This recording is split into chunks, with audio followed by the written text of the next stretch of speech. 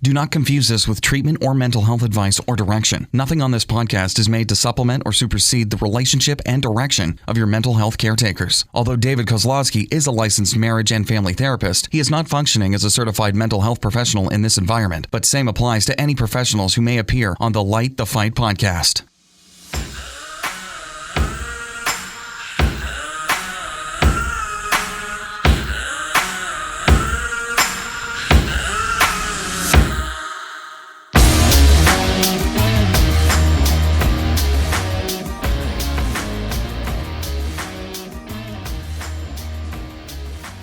This is the greatest shiz show. Welcome everyone to Light the Fight. I wasn't expecting that one. See, if you notice, I said this is the greatest shiz show. See, here in Utah, well, certain parts of Utah specifically, we have this thing called non-cursing cursing, or just Utah County language. So if you're not familiar with Utah talk, when someone says shiz, they really mean you know what. When they say I'm going to kick your trash, they really mean a part of your body.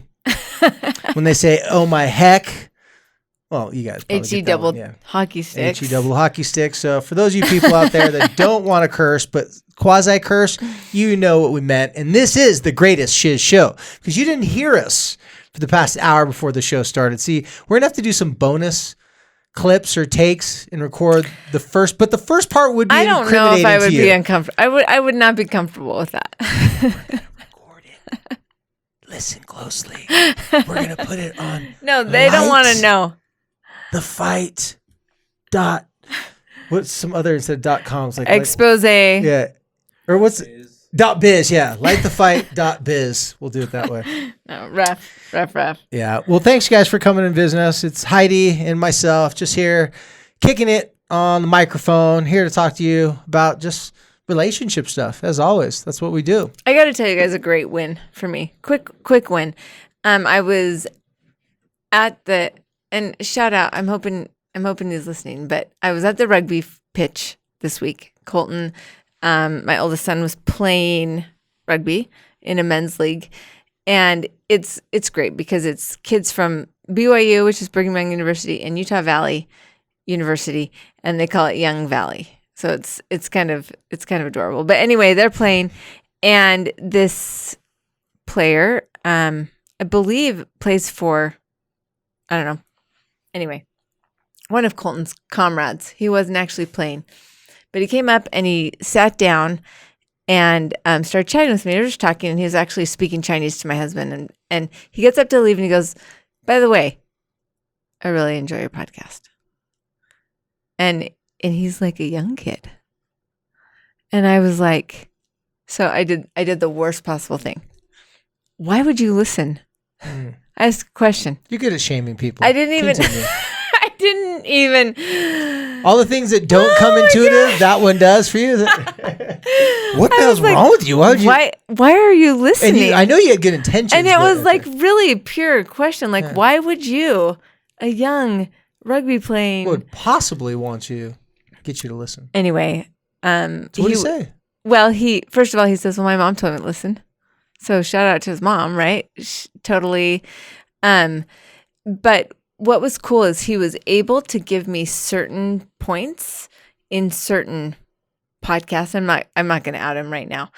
So you knew it was legit. You're like, oh, he definitely listened. And the thing is, whenever anybody says, "I listen to your podcast," I always secretly want to know, like, so what did you think of it? Or what stood out to you? Like, I want to know because frankly, I can't remember a thing we said. What's your most embarrassing Heidi moment? You're like, wait, what? My most embarrassing? I mean, if you were me, what do you think would be what would be should I be very embarrassed? But he shared 2 or 3 really pivotal moments. And I said, thank you. That's really cool to me. And he says, "It's just stuff I wish I would have known my whole life." And I say that all the time, like, dang, would have been good 20 years ago for me, right? And so it was just, I don't know, I just had this moment where I was like, oh my gosh, even a 24-year-old young man is benefiting these ridiculous conversations that we're having. Well, he should be thanking us for us dumbing it down, not using big words. We're so relatable, Right? Because we you don't have to, even you don't know have to the know how big to read words. to understand what we're saying. Well, that is really cool. I'm glad. I'm glad he shared that with you and said that. Yeah, it was pretty cool. Yeah, I need to stop wearing so many hats and beanies out around town because when I have a beanie on or a hat, nobody recognizes They don't know me. who you Hence, are. right now, if you're watching this on YouTube, I'm sporting the Don't Freak Out hat that you cannot buy. No It was just a sample that we want to mess around with. samples. We didn't want it. We don't want to make things available that easy. And the reason why I'm wearing it is because, bam, see that Band-Aid right there? If you're not on the YouTube, get to the YouTube right now just so you can see what kind of Band-Aid my son chose for me. If you can see the actual, I got a big old cut on my head. It was self-induced. Thought I had some skin cancer when a doctor. Good news is not cancer. Bad news is he had to freeze it off for like the second time. So thought I'd cover up my insecurities for today and just wear a hat. But okay, so we're live. Let's get talking. let's get to it. Before we talk about our subjects today, I just want to share with you guys, please, if you're interested in learning about everything that Light the Fight has talked about, all these podcasts, and you want to learn this, I don't know, let's say before the next school year starts, go to our website, lightthefight.com, and register for our upcoming Parent Influencer Workshop coming in August. Okay, so if you're watching this in the video, I'm holding up. Boom. This is the workbook. It's beautiful, handcrafted. Like the Fight notebook. But this is the manual, the master manual, and all the information that we share. So you get the manual. It's a day and a half course. So all day Friday, half a day Saturday. And you know what people keep telling us is that it kind of takes everything that we talk about on Light the Fight and puts it in an order.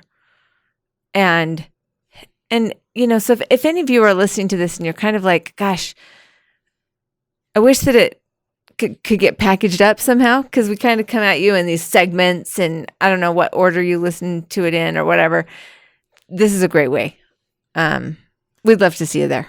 Well, also, this is 21 years of me experimenting with other families' lives just to find out what doesn't work. Just to and get this to is this what way. I got that works. Not a very big book, as you can see. So if you want to come to the workshop, you'd be doing yourself a favor. All joking aside, it is 21 years of me banging my head up against the wall, trying everything and figuring things out. And a lot of brave families were like, all right, well, it can't get any worse, so experiment with us. And now we're left with just all the best nuggets that we just want to share with you guys. So, And I'm going to say this, and you guys, this I don't say lightly, and I'm going to say it anyway. It's really, really good. And it's really, really helpful. And you learn something new every time, huh? I do. And I'm not a horn tooter. I'm just not. Yeah. I don't toot my own horn. I leave all the horn tooting to David. He toots his own horn all the time. Yeah. Hey, I've Just been in kidding. relapse, No, okay? I'm like 15 days clean of being cocky and narcissistic. Okay. Well, good. Jeez. That's your longest streak yet. No. 14 and a half, but continue. So I feel uncomfortable being this horn tootie. Is that a word? It is now. It's a phrase. It's really good. And so if you're in the area, if you're local, or if you want to even travel in, it's August 2nd and 3rd. And we kind of limit it. It's More a small, intimate, yeah. it's a small group.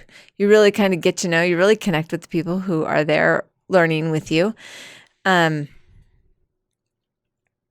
It's worth your time, and it's And we're going to upload shortly some testimonial videos to our website. We got a little minute advertisement video, so you can get. I forgot about those. You can get a look and see kind of the setup and how it looks and stuff. So check out the website. Check out our Instagram, Light the Fight, and just look into it. If you're interested, give it a try. And so far, we haven't had one person say, "I want my money back.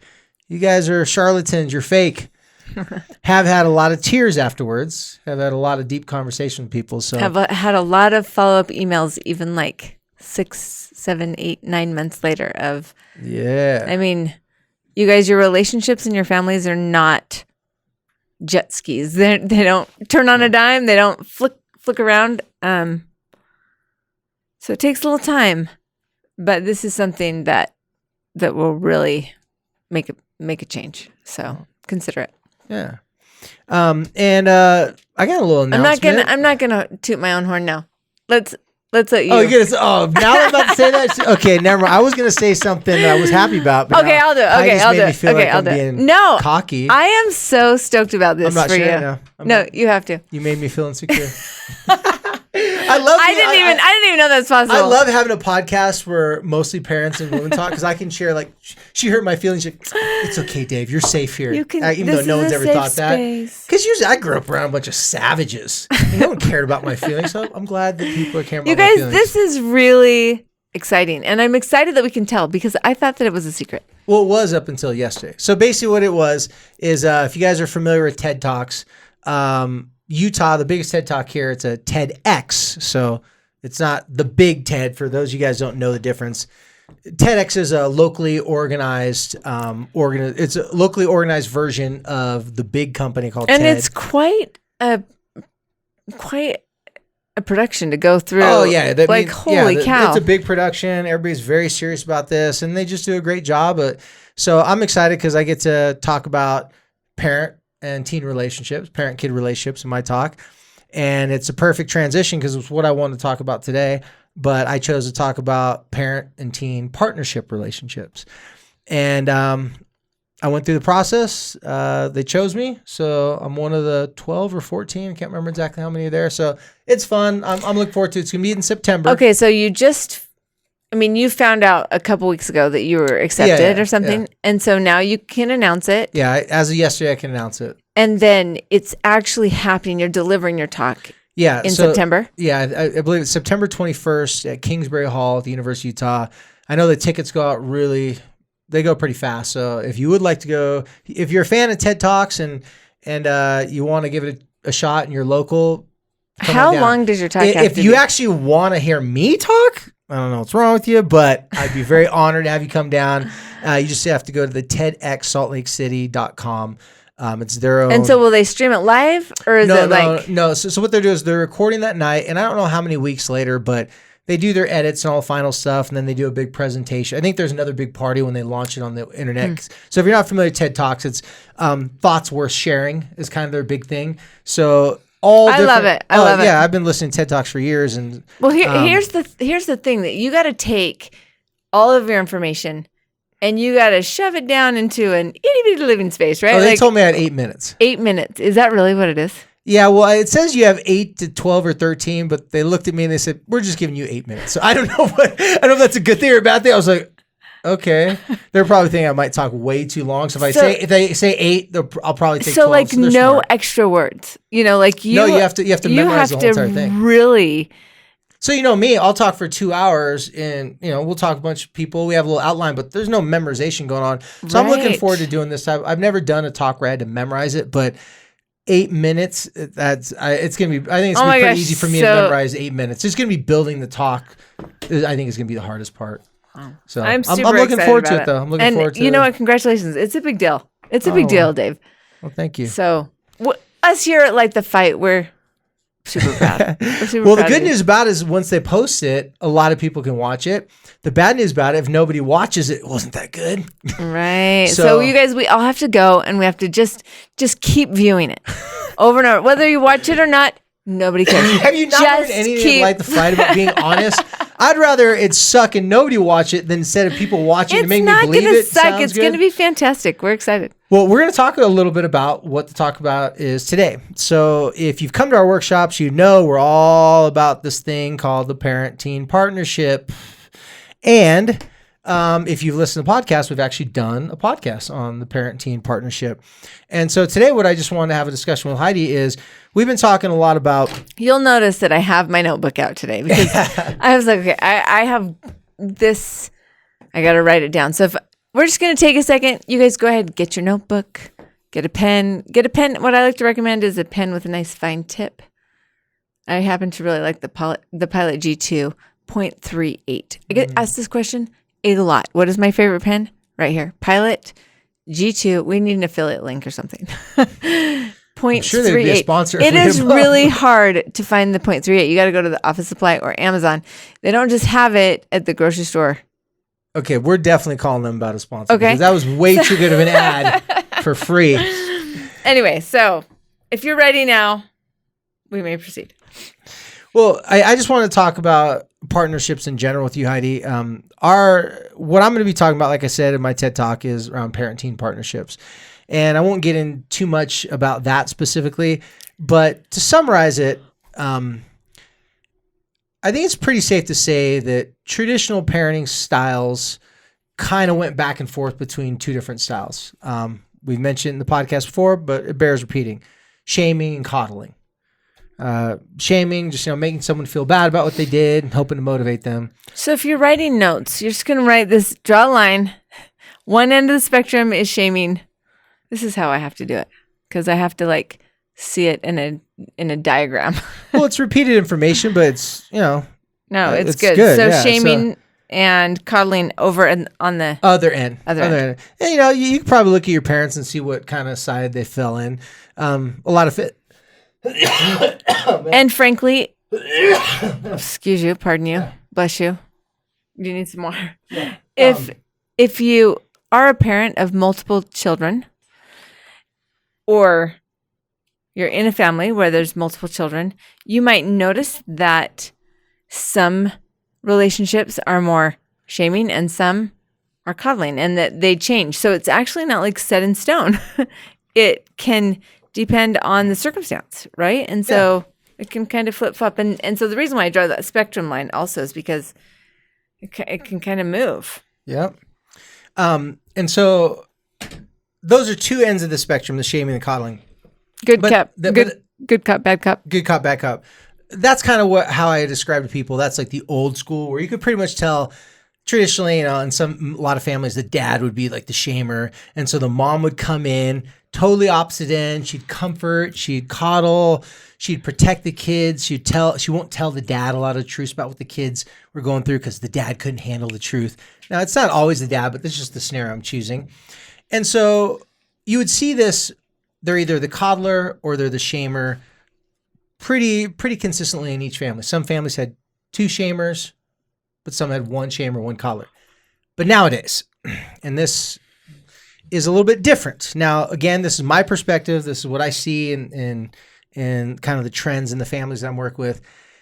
Nowadays, the way I'd like to describe this is we are not our parents. So we know that there's a whole lot of messed up things that our parents did that A, is illegal now. B, he's talking about seatbelts. Yeah. Seatbelts. There's a lot of things, laying your hands on your child when you're upset with them. It's always been illegal. It's a little bit more enforced nowadays. They have policies and procedures. A little bit people can call and report you if you do that too much. And all joking aside, it's good and safe that we have those things in place like Child Protective Services.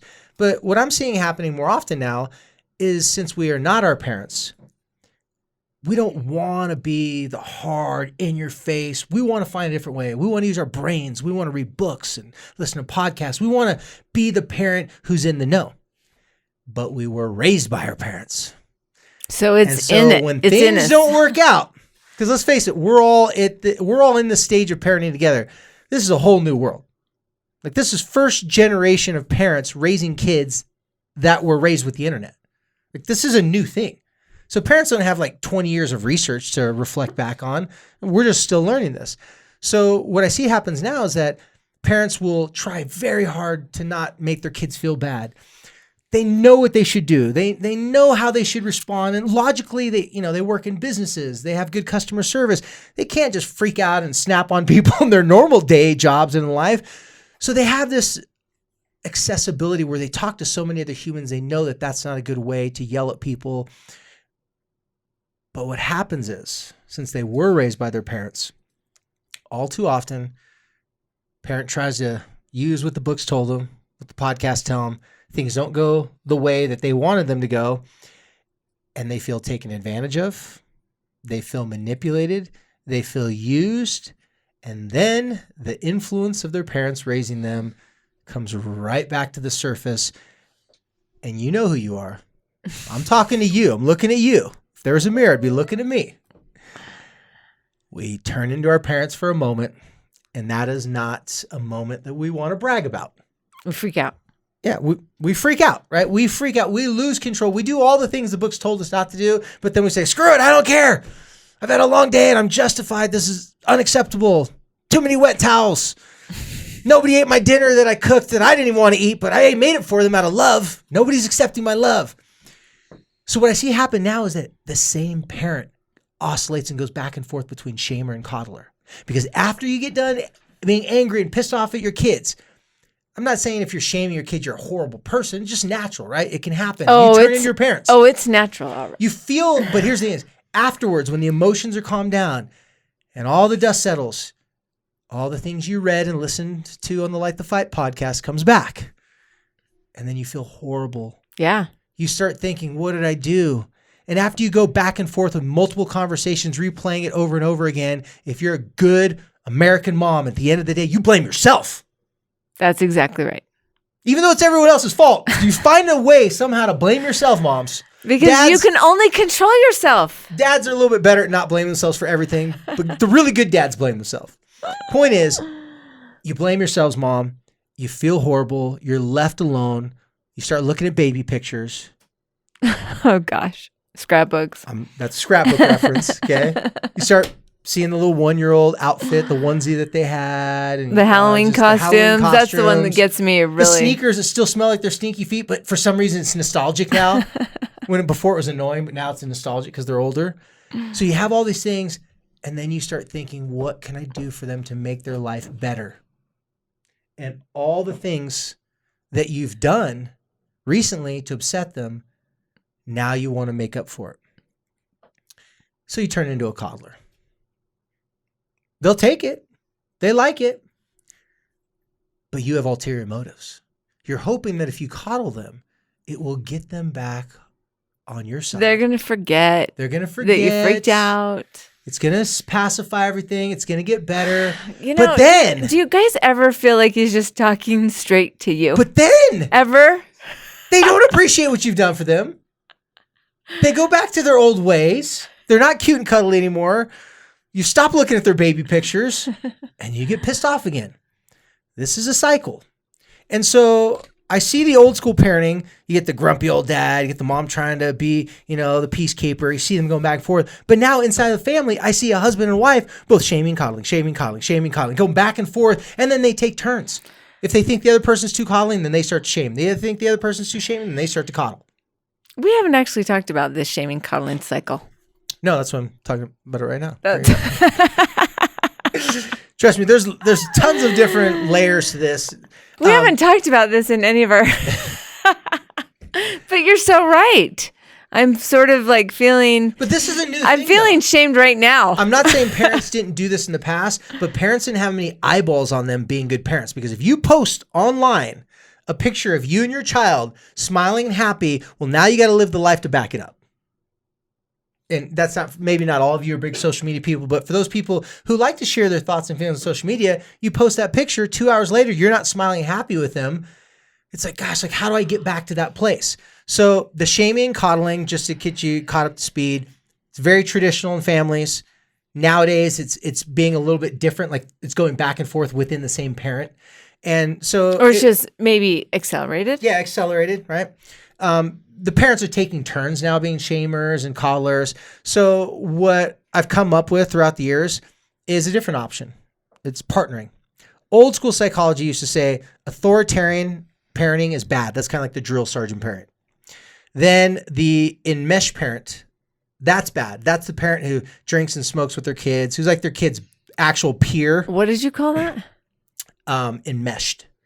Enmeshed. That sounds fancy. It's not pretty though. Just imagine a power cord with like 50 cords all tangled up together. It's like they're too close. The parent and the kid. Okay. That's like where the mom's like, "Oh, that boy's cute that you're bringing over." It's like. By the way, there's moms that try to get young teenage boys to like them, or like their girl, or they want the girlfriends to think that they're cool, like they're part of the friend group. Some teenage girls have told me they feel they're in competition with their moms. I've seen that. Mm-hmm. And sometimes with boys with dads too. I don't really have that, by the way. I can't. Just so you know. I just want everyone to know where my your shame line is. stops, starts and stops. So back to that, the partnering is a shared experience. It's a shared risk. When you're partnering with someone, you share risks and benefits. So when we talk about the parent-teen partnership, all we're saying is think about all the relationships in your life that were or could be titled a partner. It could be a friendship. That's a partnership of a type. It could be a school partner, someone you're working on a big project with. It could be a business partner. It could be someone that you're on a sports team with. It could be a intimate relationship partner. All these partnerships, every single one of you have had tons of experience with both good and bad partnerships. Now, maybe not perfect partnerships, but you've had enough partnerships to know when I work with a person that respects where I'm coming from, gives me the benefit of the doubt, has the same need and desire, wants to work because knows that if we work together, it'll be better off for both of us. That's a good partner. And then if they continue to act like that, now we can help each other out. Now, a lot of us have also been in partnerships where either you're doing all the work, there's not clear communication, there's unclear expectations of what you or the other person's supposed to be doing. The next thing you know, things become dramatic, problems arise, and you spend more time dealing with the relationship than the task at hand. Drama. Exactly. So if you feel like you've had different variations of those partnerships in your life, well, then you're qualified. You're more than ready to initiate these partnerships in your own life. And when I say these partnerships, the type of partnerships like that I was saying that you're feeling like you have the same goals, you're clear about your intentions, and you know that if you work together, it's going to be benefiting for both of you. Like it's a win-win on both sides. Otherwise, you wouldn't want to get into that partnership. The partnerships that we choose, we have our own agenda. We want something from that. And that's not bad. That's not wrong. But if it's not clear with the person you're in a partnership, what are your intentions and what are their intentions? And if it's not honest and upfront, then things get pretty problematic. They can get pretty problematic pretty quickly. If you're dating someone, you know how it is. You start in the very beginning. They tell you, oh, I've been burned. I've had all these bad things happen to me. And they're telling you about all the things that they don't want to put up with and that they've went through. And your mind just cataloging, okay, this is who I can't be. This is who I can't be. I have to remember to not do this. Remember to not do that. And so we're trying so hard to mold ourselves into the person we'd like them to be. We don't recognize that we're not clearly stating what we need them based upon our experiences, and they're not clearly stating to us what they've learned about those past experiences. They're only stating to us what we can't do for them. Like, we can't do this to them because it would ruin them again. So to clearly state that, partnerships are so much better if up front you identify who's a good partner, you tell them why you want to partner with them, give them the opportunity if they want to partner with you. If they want to partner with you, great. Then you talk about what are your expectations, what are their expectations, and how to change as the partnership grows. Most partnerships jump right into it and saying, okay, well, this seems great on the surface. We'll figure out the rest later. Because most people, when they need a partnership, they're desperate for some reason. Our closest best friends that we got close over the course of a lifetime, those aren't really desperate situations. Those have more time to grow and like get their own legs, and you have life experiences that they show up for you, you show up for them, and then it's forged. But in day-to-day partnerships, there's a lot of partnerships in our life that don't meet the criteria that we just discussed, those basic, simple things. Some people get into relationships that they want to be a partner with a person, and it's good for a little bit, but they don't take into consideration that every relationship has an expiration date. You can start a great partnership, have a great conversation. Here's what I'm going to do. Here's what you're going to do. If we both agree upon this, we're going to be better off. But that might be good for a month or two. That may not be good for a long term. It feels, I mean, this is just me kind of thinking out loud. Yeah, no, I want this to be a conversation. When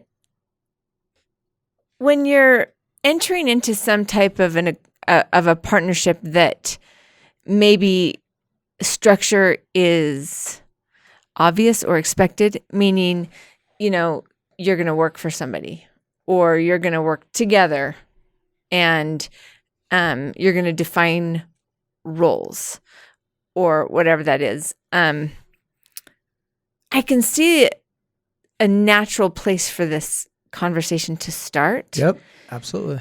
But if you're just like, one of my neighbors has become my really good friend, how do you like slip in? I want to be in a partnership with you. So what's the real life? Well, I can give you one small example that happened this week. And my wife actually did. My wife, when she told me what she did, I was like, all right, she's been listening, even though she didn't need to listen to me. She just figured it out on her own. So we were going to have a play date with a girl, not just in the same neighborhood. She's new to our neighborhood, but she's in my daughter's class. They seem to be friends. The mom seems nice. Kids seem nice. Everything's fine. But my daughter wanted to go over to their house alone, even though it's just down the street, and do this play date. My wife checks all the boxes that she thinks, okay, I think I feel safe with this. I think this feels good. So she goes down there, and right when she meets, she already knows the mom, but right when she meets the mom, she talks to her. She said, hey, I would just like to share with you a couple thoughts that are on my mind. And the mom goes, yeah. She said, I'm a stickler about internet and this type of stuff. I would just like to know if your kids have free access to any internet here, or is that something that you already have taken care of so they can't just get on devices, stuff like that? She was, oh no, we have blocks. And she was like looking at my wife kind of like surprised, but pleasantly surprised. And my wife said a couple of things to her, say, okay, well, this is what we do at our house. Is this something that, is something that you guys do here? Is that common for you guys here? And she's like, yeah. And the mom started talking about it and they started getting into it. And then once it was kind of getting done, she stopped. She goes, wow, I'm so glad you asked me all those things. And my wife said, what? I'm so glad we talked about this. My wife said, oh, really? She goes, yeah. She goes, I have so many girls that my daughter wants to go on play dates, and I even let her go on play dates because I don't even know how to start the conversation. And you just jumped right into it and just said, hey, listen, this is important to us. I'm not saying that this is a deal breaker. She can't handle here. Just these are things that I just like to know as a parent. And she was so relieved. They had a great conversation. She was like, I'm going to do exactly what you did. Like the next day, like she was just all excited. She's like, thank you so much. I think everybody's looking for good partners. If you have a neighbor and you need that neighbor to do something for you and you want to ask them for that, you can establish a partnership right there. Say, listen, if you don't feel comfortable taking out my trash when I'm out of town, that's fine. But if you could do that for me, I'd be more than willing to do that for you. If you ever need, something, if you're gone and you don't know if you close garage, call me. I'll close garage for you. And so what you can do is you can start small partnerships, but you have to state your intention. You have to say, this is what I'm looking for. This is what I'm wanting. And with the expectation that they may not be a good partner for you and they may not want to partner with you. If you do this enough times, you will come across like-minded people like my wife and this other woman, that they automatically were like, yeah, me too. I'm on the exact same page. They had a great discussion. My wife walked away going, wow, I didn't think that was a big deal, but yeah, it did feel good. Great conversation. Now it's so much more trusted. And guess what? That woman's son came over to a play date at our house the next day with our little boy. She was like, thank you. Now I feel totally comfortable. And, just started open conversation. And so I really, truly, let me act like I can speak English for a second. People need partnerships. It's how we survive. If people didn't learn how to work with other people, we'd be in a whole lot of hurt. Our ancestors may have never got to this far in our development and our growth as human beings. So there are partnerships in your life that you may need to go over the fine-tooth comb, and they may not meet your expectations. And you may try to say, hey, listen, I don't like the way our partnership's going. You don't have to use the word partnership, say relationship, but this is what I was thinking. You don't have to think the way I think, but just want to know what your thoughts are. Gauging to see where someone else is at in their life at that particular point. Some people could be a great partner a year ago, but circumstances have changed. Maybe they're going through a divorce. Maybe they're going through a hard time themselves, and they're not really going to be the best partner at times. So identifying what are the partnerships you really need in your life and going after those partnerships and sharing your intention of why you want them to be your partner and what you're looking for as well. I think we're so scared to not act like I know for myself, like I want to be like, it's all good. I'm cool. But when it comes to your kids, how cool can you really be? I'm not cool when I'm just dropping my kids off at other people's houses. I'm like, oh yeah, you watch my kids for me. Heck no. I've reported too much child abuse. I've had neighbors like tell me like, do you not trust your kid over at my house? And I looked at them and said, oh, no. It's not that I don't trust my kid over at your house. I go, that has nothing to do with about it. I said, I've reported so much sexual abuse and so much child abuse throughout the years that I just need to know. And if you have an uncle living in the basement all day long playing video games, God knows who knows what they're doing down there. I'm not sending my cute little 8-year-old daughter to be playing in your basement.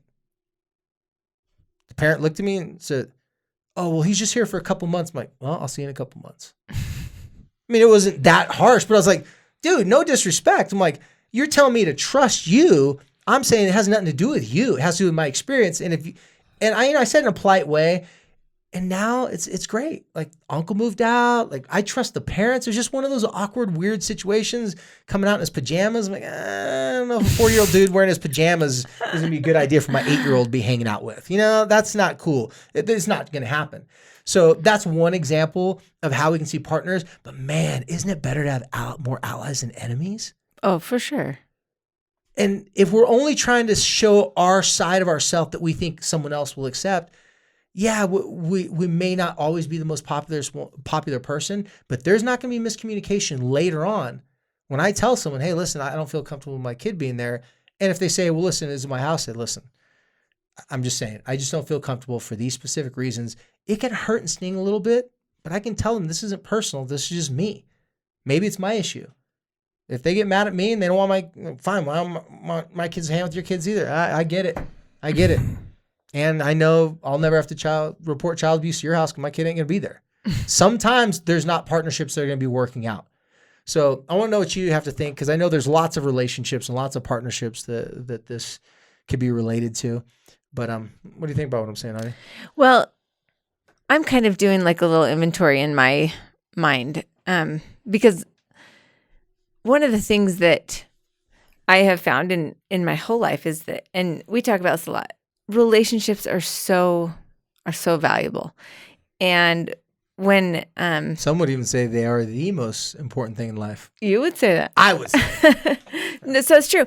And so I have thought about it. In fact, this is an example that I give quite often. I remember back when I was a server at Chili's. And this is Shout going out back to Chili's. You guys, I loved being a server at Chili's. It's still like my favorite restaurant, whatever. So you get the 2 for $20, the 3 for $25. I just want the chips and salsa for my meal, for dessert, for the appetizers, just like the whole thing. It's just a nonstop. Anyway, okay. Chili's, so, you can sponsor us. Everybody's like, and now we're going to Chili's. So I think it was like after I trained, I started noticing this certain server that was really chummy with the cooks and always like giving the cooks drinks. So they had these certain cups that you could use to get a drink in the back. You couldn't like whatever. Anyway, I'm noticing him always like checking in on the cooks and kind of joking around with the cooks. And to me, you had like the cooks and you had I didn't know. I was just kind of anyway. So one night, click. Yeah. So one night, I'm closing with this particular server, and we're counting our tips. He killed me, like double the tips, and he'd been there for a long time, and I was new and whatever. But did he have more buttons and pins and flair on him? I'm sure. And I was like, how? What? Okay. What's I was your like, secret? Teach me your magic, And he goes, it's all about the cooks. And I was like, what?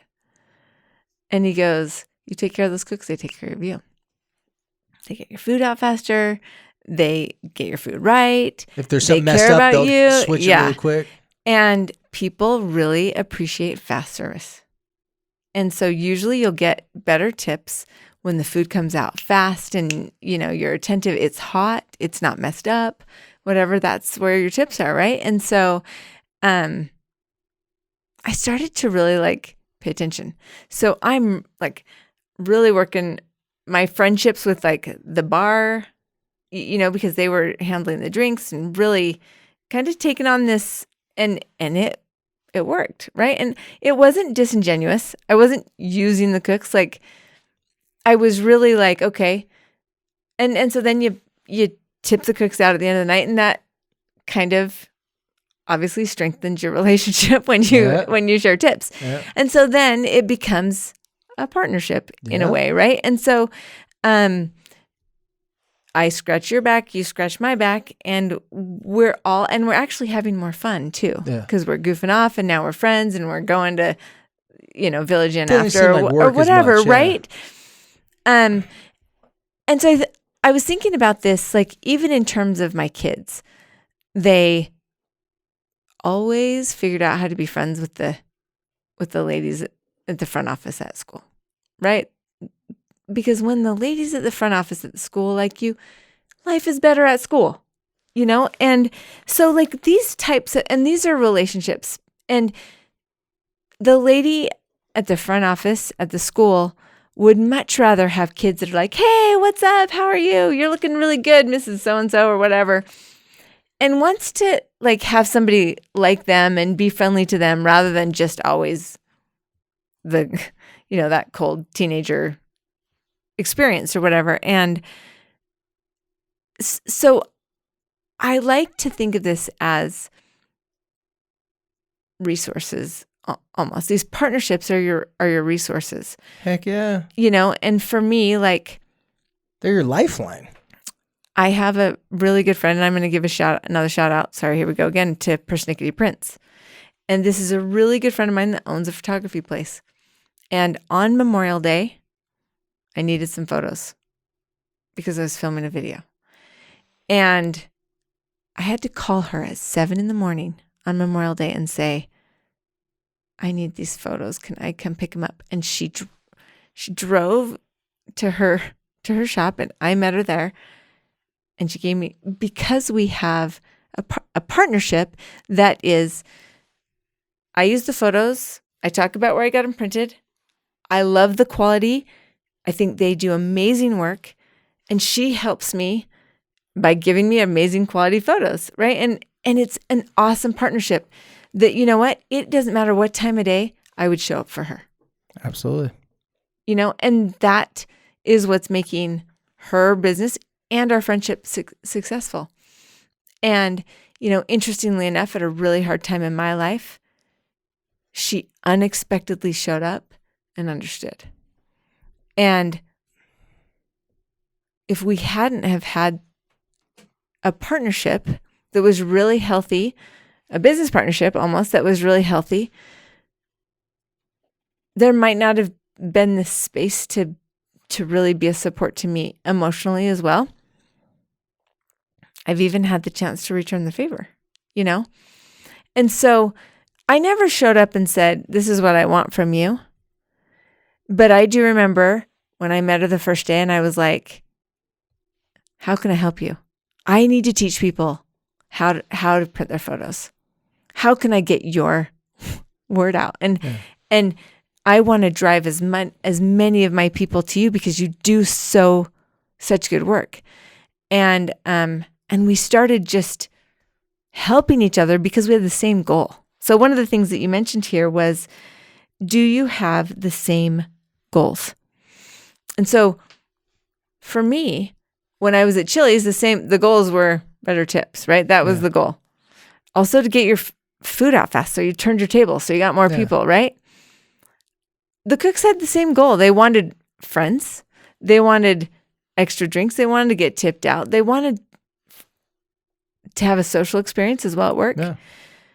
My friend that owns Persnickety Prints, our friendship, our relationship really started out in, I needed my people to print out photos so they could use my products. And she needed people to print out photos because that was her business. And now I feel like she would do anything for me. And so I don't know. I think that what I'm wondering is, number one, we're not really getting into the parent-teen partnership right now. We're talking about just partnerships. But as I look at my children, each one of them individually, and the relationships they have in their lives, they have relationships with their teachers, with leaders at church, with friends, obviously, with me and my husband, with cousins.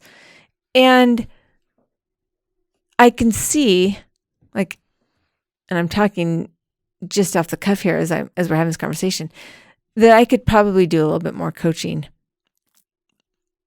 helping them understand, number one, how to be a good partner.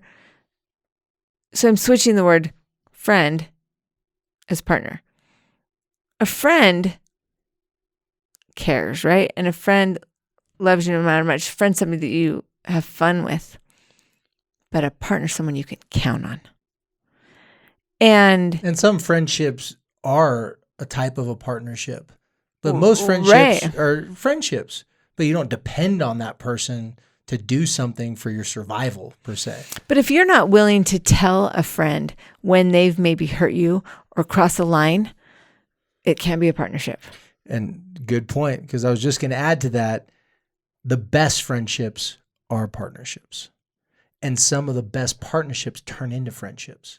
Right. You can get, like you said with that photography, you can get a trusting relationship. When you work with someone long enough, you start to see them as a person.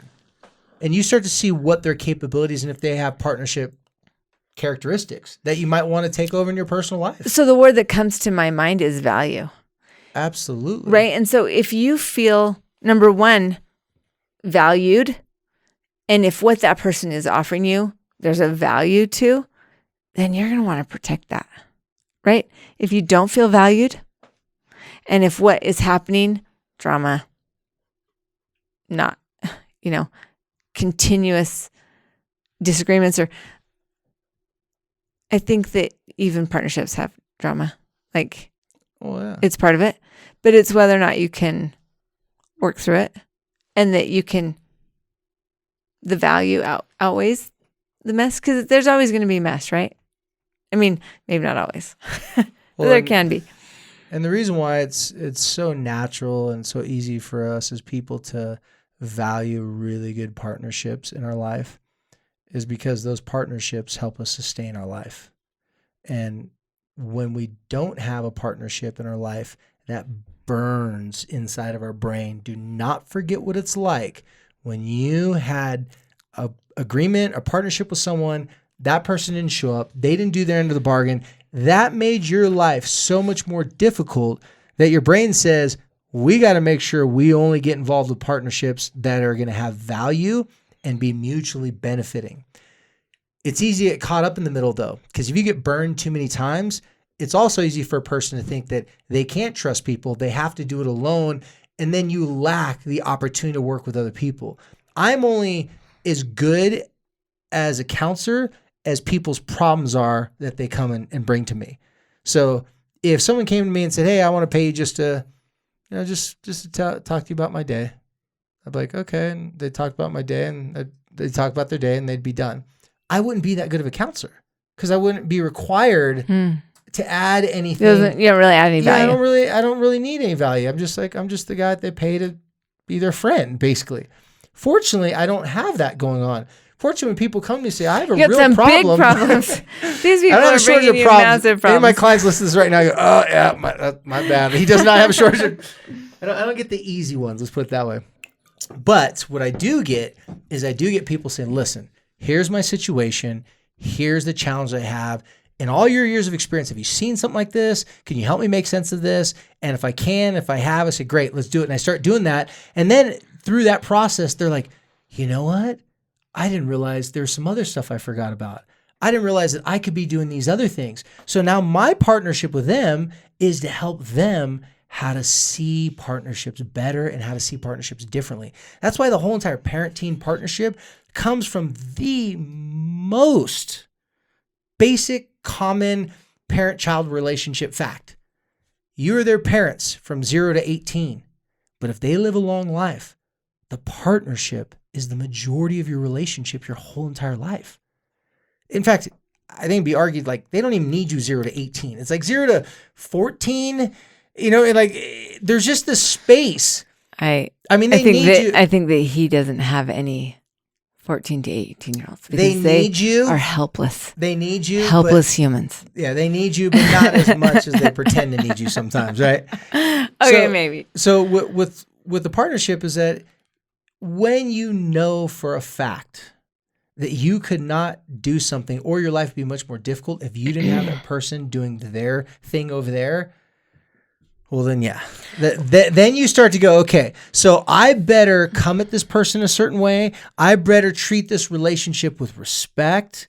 I better have some sort of clear understanding with this person. So when we talk about parent-teen partnerships, when I tell parents, and you tell them too, when we tell them, hey, listen, look at your kids like a partner, parents know what that means, but they have a hard time scratching it. How could I see this kid as a partner? I'm like, well, you better, because they're only going to be a kid for a short period of time.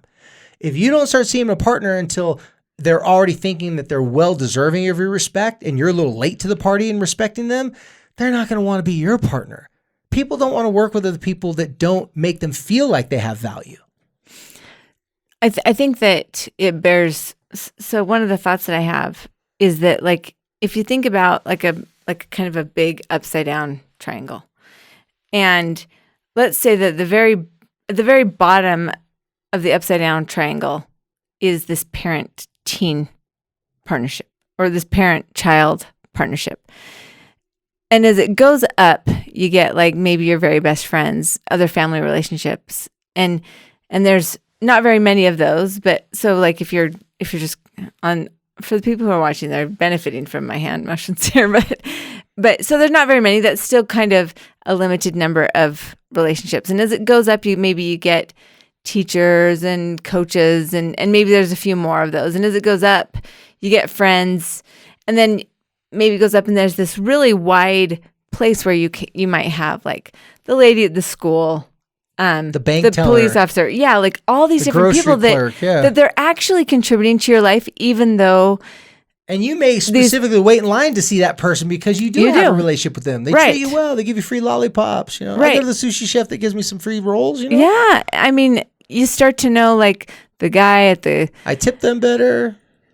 Exactly. So I think that when we can establish with our kids, like, look at all these really productive relationships and partnerships that exist in your life, and then teach them about how to invest and how to add value to those relationships.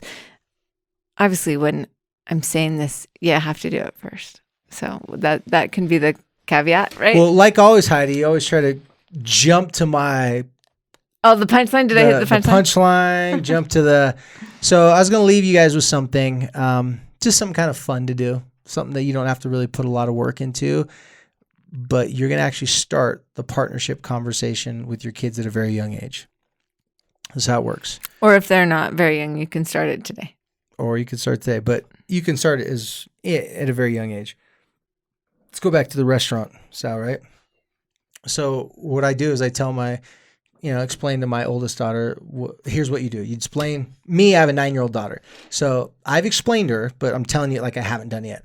I'd explained to her about how me and mom have a partnership and how her and her friend, they want to come up with a dance routine because her friend was moving out of town. So they want to come up with a dance routine, record it, like to always have that with each other. And I talked to her about how long you guys had to work on that, and you had to work on the moves and choreographic. It's just this cool thing. And I said, that was a partnership. And so I keep on talking about, you have a partnership with this person. So I keep on having conversations so that she can see, oh, wow, when I worked with her, it was a good thing. We had a partnership. And so she sees partnerships as life-sustaining, and she puts a very high value on it.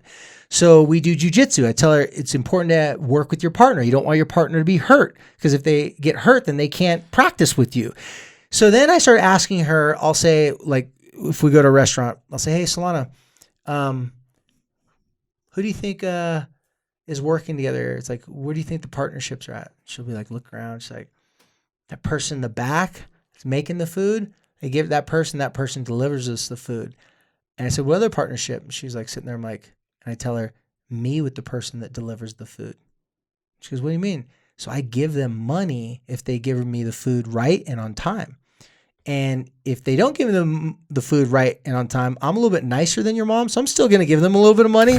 My wife's like, shut up. And I'll just say things like that. I'll just say like, hey, like I give them money. We have a partnership because that person, did you see when the lady opened up her book to give us the check? Oh, yeah, did you see the little picture of her kid? She goes, yeah, she's working this job so she get money so she can buy her little kid sneakers and shoes. She has a partnership with me to help her kid. I just started having conversations, and I encourage people to have conversations talking about partnerships so that your kids can see how many partnerships around them. The world revolves off of partnerships. I mean, that's what people get, and that's why businesses, they have a lot of legalities to make sure when they sign certain papers that the partnerships are clear. In businesses, we're so much more clear. Well, you would assume that a business would be much more clear with the partnership. Why can't we be that clear in our own family relationships? And really like helping your kids, maybe they're in some relationships and helping them say, is this adding value? Or do you feel valued? And so if you don't, maybe it is expired. Or maybe you do have to, is there another opportunity that you see that you might want to invest some more effort in so that you can get the value back? Yeah. I think that's a great idea. Interesting. That's super interesting. Like I've never had those types of conversations and it really comes, with my kids. I mean, it's a basic thing. If you look at it, when we have bad partnerships, things aren't going well. It's true. Mm-hmm. When we have good partnerships, we dodged a bullet. Like we can think, wow, like that got me out of a tough situation because the guy down the street that I've been really nice to every time I pull in the neighborhood just so happens to be good at cars and my car broke down. How would I have known? Just smiling at the same person every day. How would I have known smiling at that person every day? Think of how many relationships you have in your life that are so important in your whole entire survival, and think about how you met the person. Sometimes it's the most random ways. I can think of some of the closest people I thought about the other day. The majority of the people I talk to on a day-to-day basis are people that I met from my clients, their friends, and their friends. There's people I've known for 10, 12 years now that I speak to all the time. That, I'm in a partnership, like a client therapist partnership relationship with them, but they're going to have troubles whether I was around or not. I'm going to be seeing clients whether they're around or not. We just happen to come together at the same time. They refer a friend to me.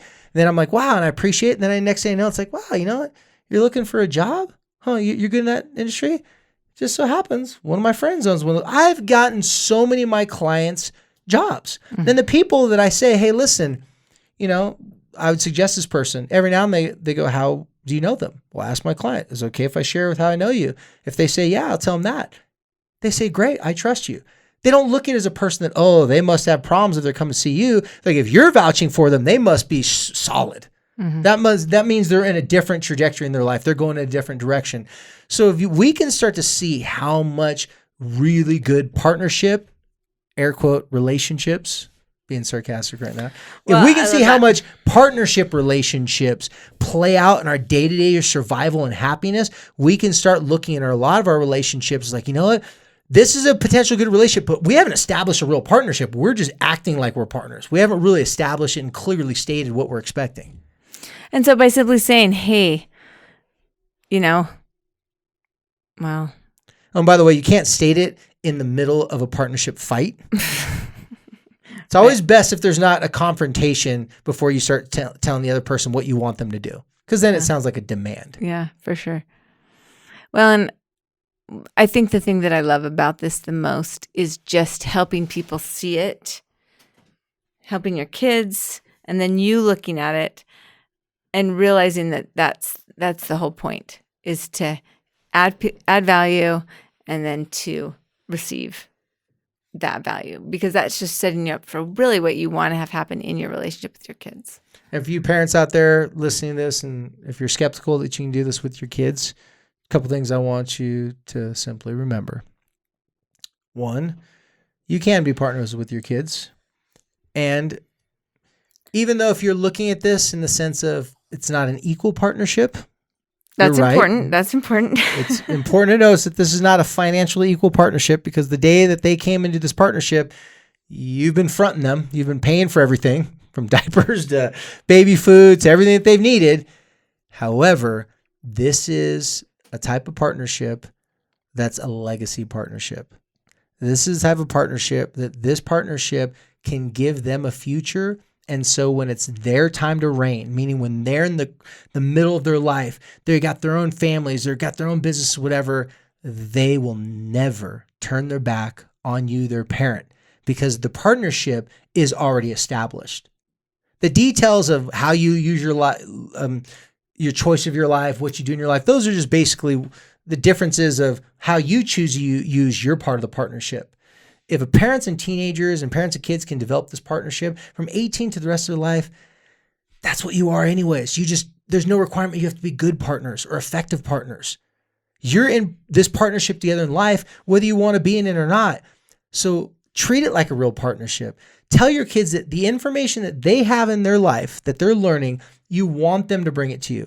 Don't be so quick to tell your kids or your loved ones who are younger than you or below you that their ways of thinking are ridiculous, or that the new way of music is stupid.